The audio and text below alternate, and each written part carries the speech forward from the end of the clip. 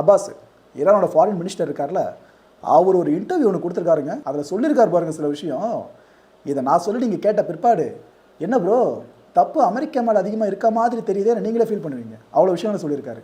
என்ன சொல்கிறாப்புல, இந்த முதல் சுற்று பேச்சுவார்த்தை முடிஞ்சுதா, அதுக்கப்புறம் 2ஆம் சுற்று பேச்சுவார்த்தை முடிஞ்சுதா, 3ஆம் சுற்று பேச்சுவார்த்தை ஆரம்பிச்சுதா. ஆக்சுவலாக இந்த பேச்சுவார்த்தை முடிவில் நாம் டீலை சைன் பண்ணிடலாம் அந்த அளவுக்கு போயிட்டாங்கண்ணா. அப்பாஸ் சொல்கிறாரு இந்த விஷயத்த, அந்த அளவுக்கு போயாச்சான். ஸ்டீவ் விட்காஃபு, அப்புறம் ஜேரட் கஷ்னர் இருக்கார்ல, ட்ரம்ப்போட மருமகன், இவங்க கிட்டலாம் பேசி அமெரிக்கா எதிர்பார்க்குற விஷயங்களில் ஒரு சில விஷயங்கள் செய்கிறோன்னு அவங்க ஒத்துக்கிட்டு அந்த டீலை ஃபைனலைஸ் பண்ணுற வரைக்கும் போயிட்டாங்களாம். ஆனால் அதுக்கப்புறம் என்ன ஆகுது, அமெரிக்கா இஸ்ரேல் சேர்ந்து ஈரான் மேலே குண்டு போடுது.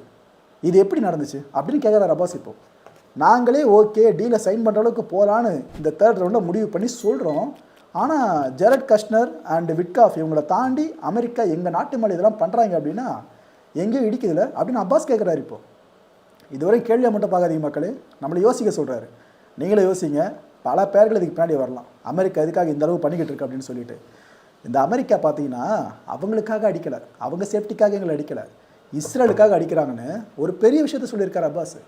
இது நாம் எல்லாருமே அசியூம் பண்ணுற விஷயந்தான். அதான் முதலே சொன்னமே, இவர் அமெரிக்க அதிபராக இருக்கிறத விட இஸ்ரேலுக்கு அதிபராக இல்லை அந்த அளவுக்கு தான் பிஹேவ் பண்ணிட்டு இருக்காருன்னு. கிட்டத்தட்ட அதை தான் அபாசம் சொல்கிறாப்புல. எதுக்கு இந்த அளவுக்கு இஸ்ரேலுக்காக நீங்கள் வரணும்னு அவர் கேட்குறாரு. கண்டம் விட்டு கண்டம், இதான் அதில் கொடுமையை.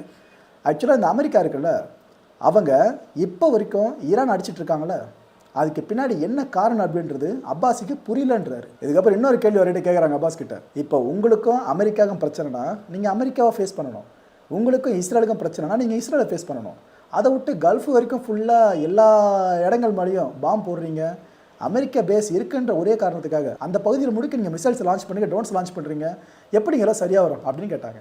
அப்போ அப்பாஸ் என்ன தெரியுமா சொன்னார், ஏங்க நாங்கள் திருப்பி அடிக்கக்கூடாதா அப்படின்னு கேட்டார். அதாவது அமெரிக்கா இஸ்ரேல் சேர்ந்து தான் எங்களை அடித்தாங்க, நாங்கள் மட்டும்தான் இப்போ பதிலடி கொடுத்துட்ருக்கோம். எங்களுக்காக எந்த நாடு களத்துக்கு வந்திருக்கு, நாங்கள் மட்டும் தான் தனியாக நின்று போராடிக்கிட்டு இருக்கோம். அப்படி இருக்கும்போது சும்மா இருந்த எங்களை சீண்டி விட்டது அமெரிக்கா. பேச்சுவார்த்தை நல்லா போயிட்டு இருக்கும்போது இந்த அட்டாக் ஆரம்பிச்சது அமெரிக்காவும் இஸ்ரேலும். அப்படி இருக்கிறப்ப நாங்கள் எதுக்கு அங்கே திருப்பி அடிக்கக்கூடாது, நாங்கள் அடிப்போம் அப்படின்னு சொல்கிறாங்க. அவங்க எங்களை தொடரனா நாங்கள் தொட்டிருக்க மாட்டோம், தொட்டாங்களே நாங்கள் யாருன்னு காட்டுறோம் அப்படின்றாரு. உண்மையிலேயே ஈரான் நிலைமை பார்த்தீங்களா, சுப்ரீம் லீடரே எழுந்துட்டாங்க. அதாவது அமெரிக்காவில் அதிபர் மாதிரி ஈரானுக்கு அந்த சுப்ரீம் லீடரு.